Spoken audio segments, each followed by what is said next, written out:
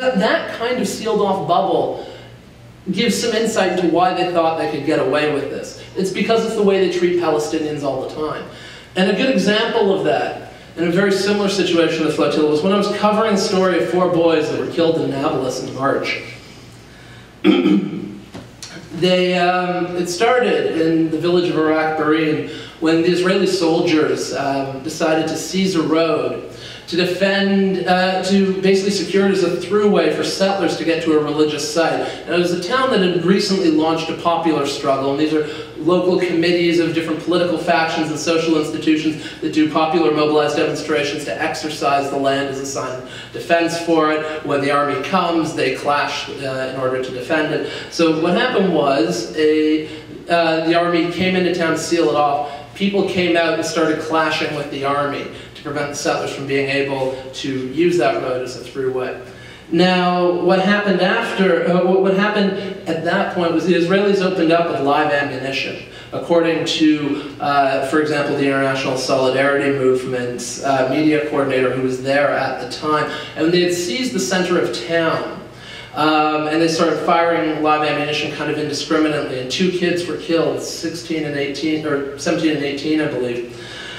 And the justification immediately was we were under attack, there were rocks being thrown, and what was interesting was that they denied the use of live ammunition. They denied it to this day, despite what all the x-rays have shown. They've still claimed it's rubber and it's plastic rubber bullets and tear gas and plastic tipped bullets.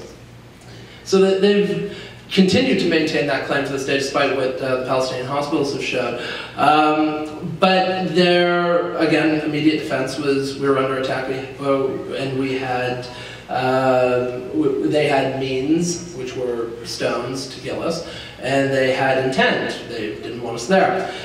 Now, what was interesting was that they were at a T-junction intersection. They could have left the town anytime they wanted to. They didn't have to secure a Palestinian road that connects Palestinian villages for settlers, but instead they decided to stay, entrench themselves, and send the message by creating 2 dead boys. Now, the same thing repeated itself the next day. I went out to the funeral in Barin. I wasn't there when the kids were killed. And it was a huge community outpouring. It was first casualties in that area in a long time. And the reason, I'll get to that actually later. And so, there's this huge outpouring, and the media is absolutely everywhere. And it's interesting because, no sooner had the bodies been put in the grave, and I was actually talking to kids who had gone to high school with the kids when someone walked over to me and told me that just across the way, just on the other side of Nablus, in this village of wrought, 2 other kids had just been killed. And like, we were shocked. We thought, immediately, rumors. And why would the Israelis stage such a provocation? And it was interesting. So I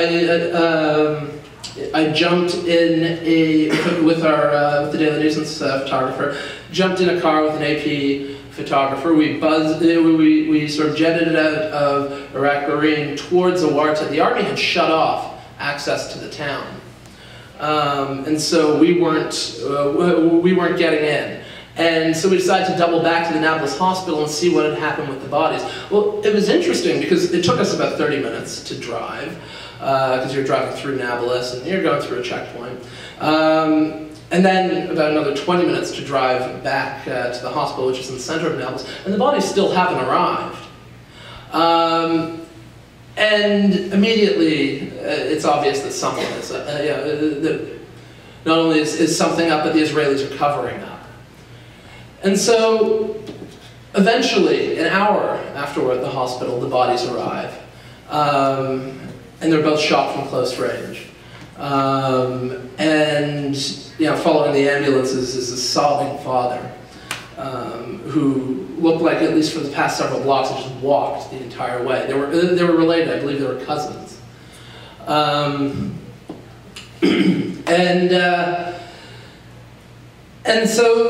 And he immediately says the Israelis have assassinated these boys.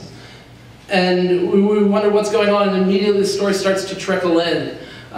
Basically, they were farming in their fields, and they were near a nearby settlement. The army had been called. They showed up. The boys were asked to present IDs. They were marched off by the army. 5 minutes later, shots were heard. The army claims, and continued to claim, when I immediately got on the phone with them when I heard this, they immediately began to claim that the boys had attacked the army. That they had attacked the soldiers with first, and I went through, I think, 7 different phone calls. First, they said they attacked them with garden picks. Then they said they attacked them with axes and axe handles. Then it was shovels, I believe it was. Then it was rocks. Finally, the story that they settled on was that they were taken in for a polite questioning, which means they weren't handcuffed, which means that they were brought to the side of the road while their IDs were checked, and the soldiers didn't see it as threatening enough to detain them in any more confined fashion. And then, apparently, according to the army, they went crazy, and one picked up a syringe, and one picked up a bottle of rocks, and tried to attack the soldiers. Now, I've never seen a bottle of rocks, and there isn't a hell of a lot of heroin in the West Bank, so I haven't seen many syringes either. And that was the army's position, and the reason was, like with the Flotilla massacre, they thought they could get away with it. They thought they could ride it out. And why were they doing this now?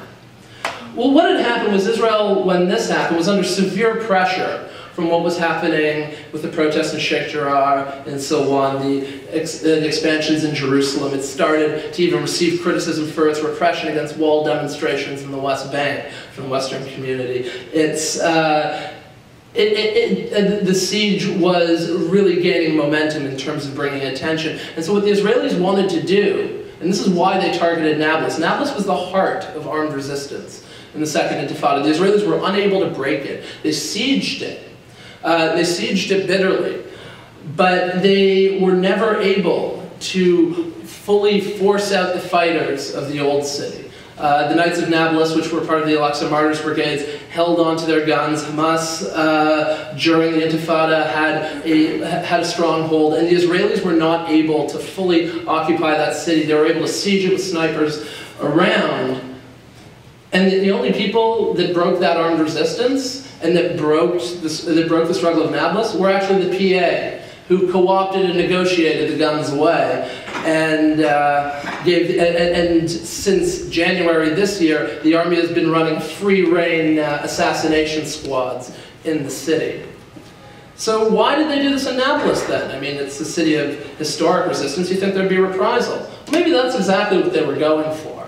Maybe it was, at that point, their desire, and this is clear, in terms of the way that they provoked. They wanted to spark violence, a violent response from Palestinians that could set in motion a rapidly expanding resistance that would fall out on their terms, because they had already cut up the West Bank with the wall, and they had already sealed it off from Gaza, and they knew there was a revolt about to happen at some point, so they wanted to do it on their own terms and be able to control the way the violence and the way the struggle played out, so that they could basically control their PR message and control a blunt military response. And it failed. And it failed in Nablus because you have a struggle across the West Bank right now that has learned the experience of the Second Intifada, which put their best activists dead or in jail, and has left an even more entrenched, broken Palestinian Authority that is entirely reliant on a collaborator relationship with Israel. They understood that they could use that in that network to quell any real substantial security threat of violence, but the propaganda would be great. And so that's what we saw happen there. And they didn't get it because you have martyrs that have already, or those killed in demonstrations that have already been, that struggles across the West Bank against the wall have already developed an expectation of and a response to. And it's a revolt that is in full swing, and they called an intifada immediately.